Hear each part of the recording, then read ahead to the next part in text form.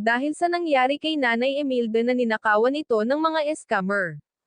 Nanay Imelda at Joy nagkaroon ng trauma. Bago ko ipagpatuloy ang maiksing reaction video na ito, hiling ko lang na patapusin ang panunood nito para malaman ang nilalaman nito, at kung bago ka pa lang sa munting channel na ito, paki-subscribe para lagi kang updated sa video ng mga kalingap.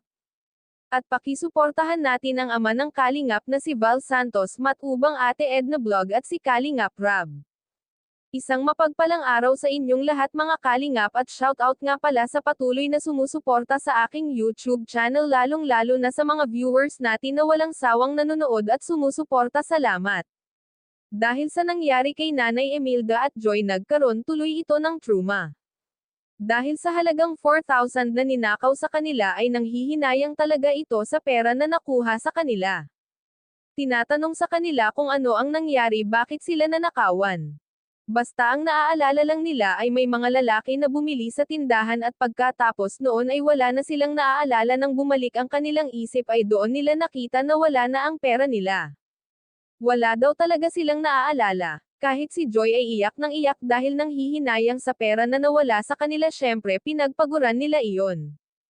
Kaya tuloy si Nanay Imelda ay parang may gulat na pag nakakakita ng tao.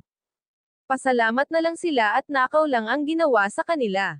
Ang mga magnanakaw talaga ay walang pinipili, kahit alam nila na naghihirap din sa buhay ay magagawa pa rin nila ang manloko.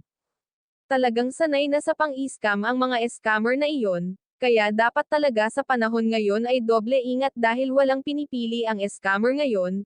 Sana ay matuto na sila Joy na huwag nang magtiwala sa hindi pa nila lubos na kilala.